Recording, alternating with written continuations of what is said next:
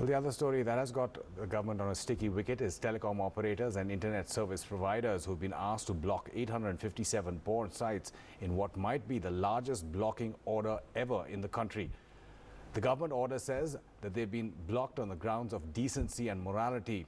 Now, the question being asked is this an instance of moral policing by the government?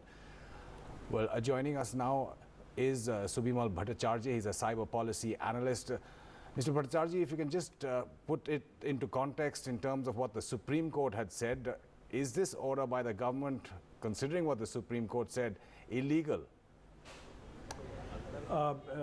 In fact, Amitabh, what I can tell you is that if you go back to 12th July 2013, when the Supreme Court had given an interim order to the government, seeking the government's intervention in the matter and taking action. So what the government has done right now actually goes to that.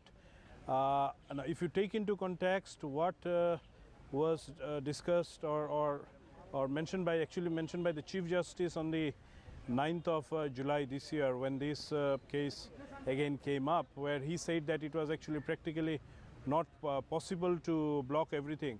But nevertheless, as my sources say, that most of the 850 plus sites that have been blocked had the element of child pornography in, and I think even viewing child pornography in private is not allowed so far as the Information Technology Act of India is concerned. Is that really true? We have video sites like Vimeo which are also on that list. Yeah, see, practically it is not possible to block all the pornographic sites. It's a mammoth task. It cannot be done. And hence, with all prudence, the government should look at this issue differently. You cannot block because 100 more, thousands more will crop up. I think, it's something that we have to live with, and I think maybe till the time the court finally disposed of the case, the government should have taken a much more prudent view to not block, but at least, take on only those that had the child pornography element in. I just want to take up on that point of yours, Mr. Bhattacharjee. The case as it stands in the Supreme Court, is it not that the Supreme Court has to issue directives to the Department of Technology before any order is placed like this on blocking sites?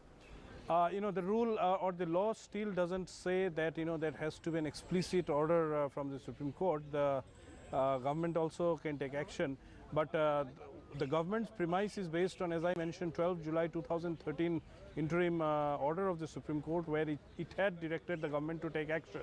And this is an action that the government of the day deemed fit.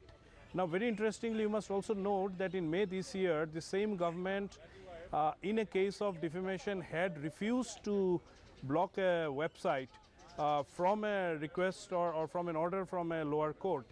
So here was a case of pornography where the government has still taken the position. So, outrightly you can say that the government's intent is not motivated, and I think it's on a balance. It has taken a call in the larger interest. So, Subhimal Bhattacharjee, cyber policy analyst, with his views on the government order blocking those 857 sites. Thank you so much for your patience. I do know you were waiting for a long time. Thank you.